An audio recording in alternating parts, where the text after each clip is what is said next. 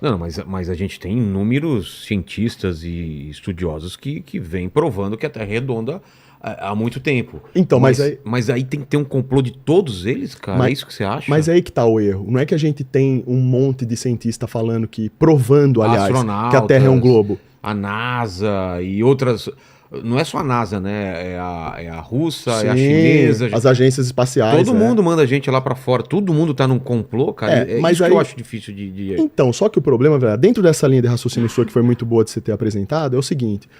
Se todos eles estão fazendo as mesmas coisas e todos buscam pelo progresso espacial, por que só o homem americano, por exemplo, pisou na Lua e nenhum mais repetiu esse feito?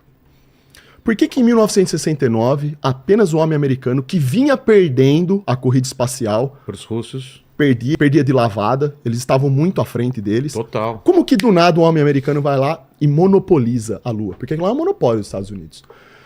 Qualquer outra agência espacial hoje, se a gente for levar em consideração que essa narrativa de que a tecnologia que é desenvolvida hoje é muito superior à da década de 69, e realmente seria muito fácil ter até turismo para a Lua hoje em dia. Isso já era para estar acontecendo. Não faz o menor sentido a NASA dizer para nós que perderam a tecnologia. Isso não se perde, isso é algo muito sério. Isso é algo que marcou a história do mundo. Falou que perdeu tecnologia, como assim? Opa, eles já falaram. Falaram que não conseguiam reproduzir a mesma tecnologia que foi feita lá e por conta disso não conseguiriam voltar para a Lua agora. Vão voltar, né? Agora vão voltar. Agora eles dizem, mas é sempre assim, porque a NASA, na verdade, eles estão falando que vão voltar para a Lua já faz muito tempo. 2010 falaram que ia voltar, em 2020 falaram que ia voltar, agora estão falando em 2025 vão para Marte. Então eles vão procrastinando e vão sempre falando, ó, a gente vai voltar, vai voltar. Mas quando a gente acompanha um mero lançamento de foguete, por exemplo, a gente vê os N problemas que acontecem diante disso e o foguete, ele consegue subir ali numa faixa de pouco mais de 100 km de altitude. Quando o foguete consegue subir muito, já é muito, é considerado muito para ele. Quando a gente observa o cenário de lançamentos de foguete, a gente percebe que tem N problemas envolvidos ali e que não permitem que o ser humano vá para muito longe quando o assunto é lá em cima. E isso, parando para pensar de maneira lógica, faz sentido por quê? Se mais de 90% dos oceanos que estão aqui na Terra, que são perfeitamente acessíveis ao homem, não foram explorados e ninguém conhece, por que diabos o ser humano tem tanto domínio sobre o espaço, que é um ambiente infinitamente mais hostil do que o próprio oceano? Por conta de toda a radiação que existe. Nós temos o cinturão de Van Allen, por exemplo. Agora, olha como que a coisa fica interessante. O cinturão de Van Allen, ele fica mais ou menos a partir de 150 quilômetros de altitude. Existe esse cinturão, eu não tenho certeza se é 150 quilômetros de altitude, é uma distância bem alta em altitude. Mas existe o cinturão e é uma radiação muito poderosa. Essa radiação, ela corrói chumbo, qualquer tipo de material muito forte, né, que tem na roupa dos astronautas, que eles dizem que tem, né? Ele consegue adentrar nisso e afetar suas células. Aquilo ali, ele destrói o seu corpo, tem a capacidade de destruir mesmo. Quando os astronautas foram questionados durante uma entrevista que eles estavam dando por um jornalista que questionava eles constantemente sobre a ida à Lua, porque o jornalista, ele dizia que tinha fontes, ele tinha imagens para provar que a ida à Lua havia sido uma farsa, que dava para ver que aquilo foi gravado num estúdio, né? E esse mesmo jornalista, ele fez uma coisa interessante, ele foi na casa de cada astronauta que supostamente foi à Lua, ele foi com uma Bíblia. E ele pediu para esses caras colocarem a mão sobre a Bíblia e jurarem perante a palavra do Criador que eles haviam pisado na Lua e caminhado lá. E aí? Nenhum fez. Para! O último astronauta... Para! Eu tenho como mostrar isso. Canal do Inteligentista, para quem quiser ver, os astronautas fugindo da Bíblia. É sério, é vergonhoso. Sabe o que é aquilo?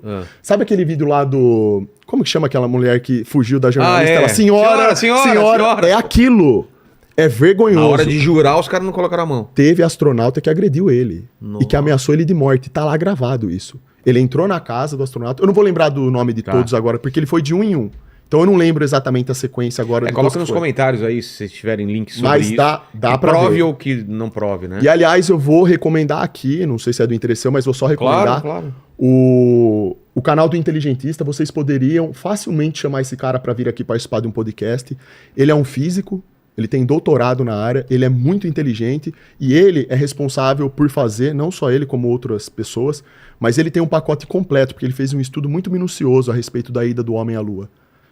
E lá no canal dele você tem um vídeo com uma compilação de tudo que foi dito sobre isso, de quase 8 horas, falando sobre a farsa daí da Lua. Então tem todo lá os erros de gravação, tem a Tornauta, a gente chama ele de Tornauta, com cabo, onde você consegue ver cabo segurando eles enquanto eles estão gravando as cenas. Você tem questão suco de laranja aparecendo dentro da máscara, do capacete do astronauta. Como assim suco de laranja? Suco de laranja. Por algum motivo tinha suco de laranja grudado ali dentro da... Isso em solo lunar. São coisas que não fazem sentido.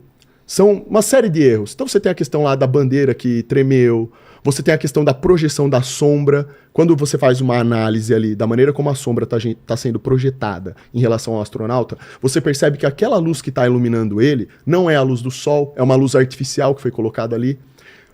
Tudo que acontece ali em volta dos astronautas dá a entender que a coisa está sendo feita num estúdio.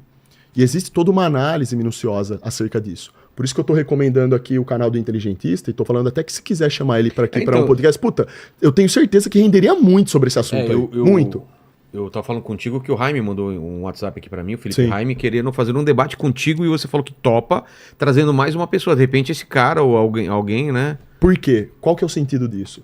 Se for para fazer um debate, eu venho acompanhando esse assunto há muito tempo, Vilela. Eu vejo os comentários que as pessoas fazem na internet acerca de Terra plana.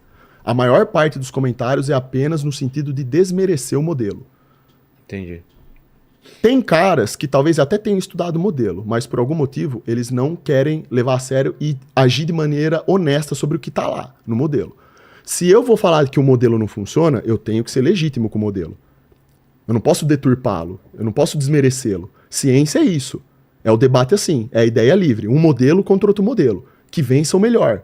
Aquele que trouxer mais evidências... E era disso que eu ia falar com você, né? Que você falou que as agências espaciais, alguns cientistas provam, né, que a Terra é um globo, e não é bem assim.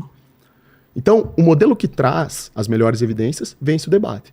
Para poder fazer um debate top sobre esse assunto, como ele envolve diversas questões, se a gente fizesse um debate no 1v1, uma pessoa contra uma outra pessoa, vai faltar muita informação. Acho que 2 contra 2 eu acho que é o ideal, né? Você é um especialista, sem dúvida, o Jaime mais o outro especialista de outra área. Né? Porque aí uma ideia complementa a outra, o debate engrandece. Porque daí a gente vai ter pessoas que estão interessadas em falar sobre o modelo mesmo.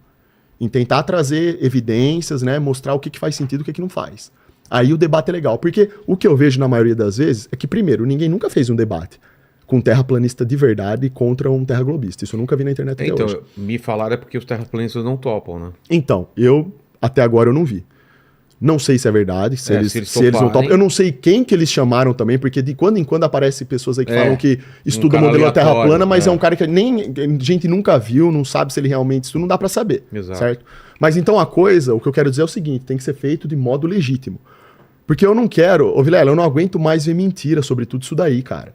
Os caras falam que a gente vive numa bola molhada giratória, só que eles não trazem evidências pra provar isso. Onde tá a curvatura, Vilela?